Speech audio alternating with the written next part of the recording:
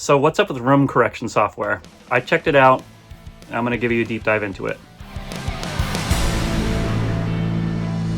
When I looked into it, there were two major players in this field. There was the SoundID Reference, which has its own software plugin version, and you can also use it as a integrated feature into the Apollo line of interfaces. Or there was the standalone IK Multimedia Arc, and the two perform a very similar function, but one has a hardware unit and the other runs strictly on software. I tried both, and I'm going to give you my experience as far as which one is going to be the better fit for maybe your flow.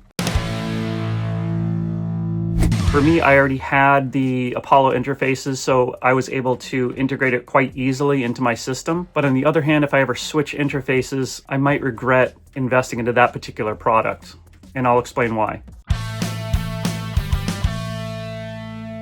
The Sonarworks SoundID Reference is really strictly a software-only product. So you end up being bound by your operating system and your DAW and all of these other factors that can obsolete it. Whereas the IK Arc has its own physical box that you can set up in between your sends to your monitors. So in my case, I'm planning on putting in a console back here. And if I do that, the sound reference ID becomes virtually useless. Whereas with the ARC, I can intercept any speaker sends, whether it's a console or not. So let's talk about the process of setting this up. You're going to need a room calibration mic. This microphone is specifically designed to measure your room's characteristics along with your speakers to create the EQ curve it's going to need to correct for it.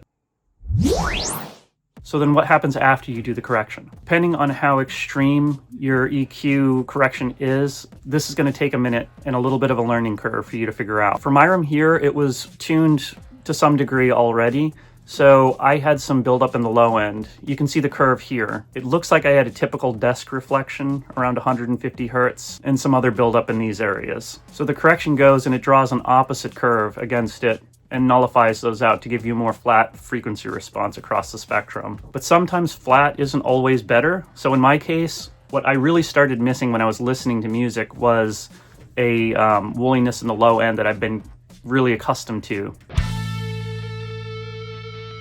So I fired up a song that I'd recorded years back.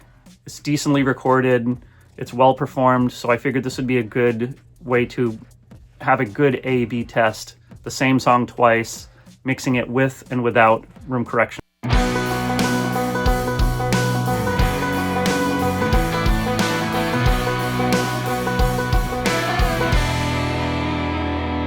So then how did it fare? So the first thing I did is I listened to it on my phone. Next, I listened to the mix through my house's Bluetooth speaker, and then the obligatory car test, which is actually where things started to change for me. So what were the results? In the first test that we had with the phone, the room corrected mix clearly won. This is really telling because the scope of the playback system is so limited that you really lay bare a lot of issues. The vocals sat better for me, and the instrumentation generally was clearer. For the Bluetooth speaker test, the room corrected version also was superior, and really for the same reasons. For the car test, it was not the same. The mix I had with my original system made me push a lot harder in a lot of different areas that seemed to make the mix jump out a lot more through the car speakers. Was this the defining characteristic? That's why I needed to bring in another person. I had a mastering engineer, Justin Florial, who helped me tune the room. I sent it off to him to get his opinion. This is what he said.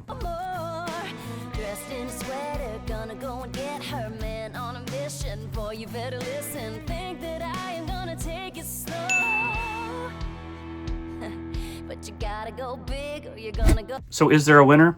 I hesitantly say yes, and it's the non-corrected mix. But with this asterisk, I believe it won the battle, but I do not believe it won the war, and I'll explain why. I have years of experience mixing and an emotional connection to the way that the speakers sounded previous to the room correction. I react off that and make decisions based on that. Whereas the room corrected version laid bare a lot of new issues that I was able to correct on, I don't think the same excitement translated. But here's the thing. Once I get used to this sound, I feel like the corrected mixes are going to be superior. I think it gives me a clearer playback and better decision-making ability. And I think this is going to lead to a much better final product. So there you have it. I'm Enoch Jensen with LA Recording. Hope you enjoyed this, and like and subscribe, and we'll see you next time.